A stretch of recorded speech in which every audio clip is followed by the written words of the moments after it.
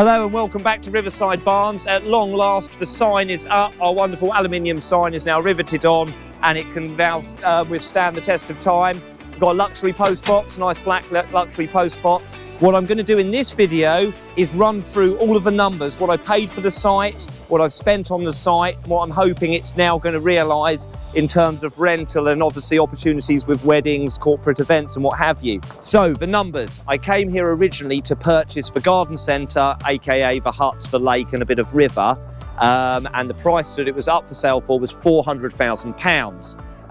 We then had a chit chat and said, right, okay, I think we settled a deal at £380,000. We then realised that the house next door, the Triangle House, was also available to purchase, and that had sold for £500,000. So in effect, there was £880,000 for the pair, should they want to sell them to me. The owner had inherited the site and wanted to just basically get rid of it and move it on as quickly as she could. So in effect, she said, look, you can have the triangular house and you can have the garden centre and you can have the two of them for 810. So in effect, that's 500 for the house and 310 for the garden centre. So I bought the two of them. Lovely job. Now that's job done, as you might think. My plan originally was to snip the triangular house off and give it a ginormous garden and then develop that site and then sell the house on separately. But because I bought the Mossy Mansion, I then had to speed things up and very rapidly sold the house on immediately with a bigger garden for £560,000. So in effect, the total site cost for the garden centre is now this much.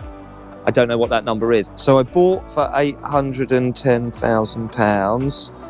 Minus £560,000, 250, yeah. So great news, I now own a garden centre, 19 huts and a lake for £250,000. The slight issue with that is there's £10,000 worth of sale costs on the Triangle House, £20,000 worth of purchase costs for the site. That went badly. So in effect, there's £30,000 on top. So it owes me £280,000 for the garden centre.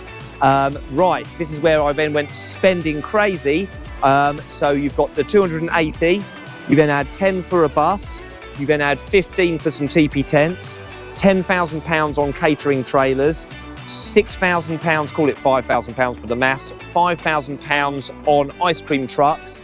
I then spent another £15,000 on rocks, £5,000 on fencing, £5,000 on the bus, £10,000 on a new toilet treatment plant and another £20,000 on labour. And by the power of computers and technology, it's going to now calculate it and put it on the screen here as to what this site now owes me.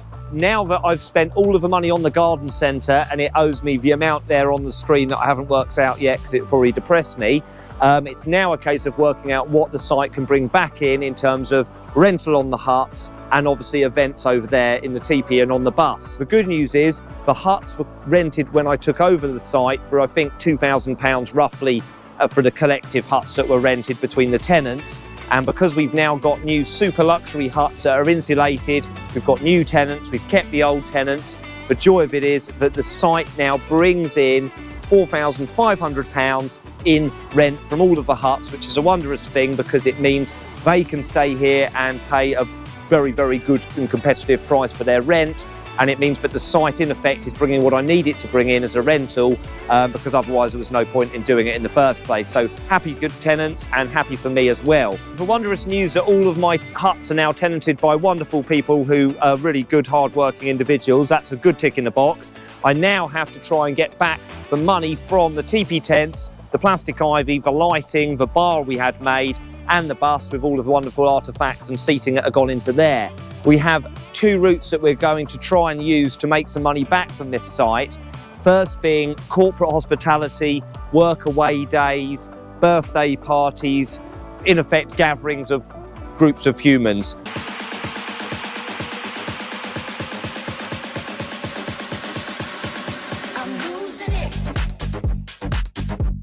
Wakes as well is going to be another one in the week time. During the week there's a crematorium a mile away. My logic would be it's a far nicer place to come and have a wake. It'd be cheaper than a pub. You've got outside space, masses of parking. So my logic would be that wakes, corporate hospitality, Weddings was the third one on the list, but people have warned me off weddings and said that they can potentially be a nightmare and a headache. So we shall see. So we've got the money that's going to come in, hopefully from the tents over here. And then also, these little bad boys need to start earning me some money as well. So we've got the ice cream trailer and the pizza oven and the catering trailer.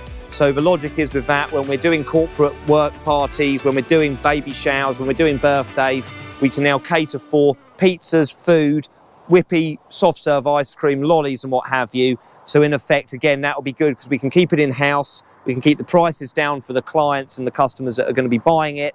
And also it means that I'm in control of what's going on here. So good news all round. Thank you very much for watching the financial breakdown of this site. I hope it's been of some use. If you may want to buy a garden centre in the future, it definitely will be of some use to you.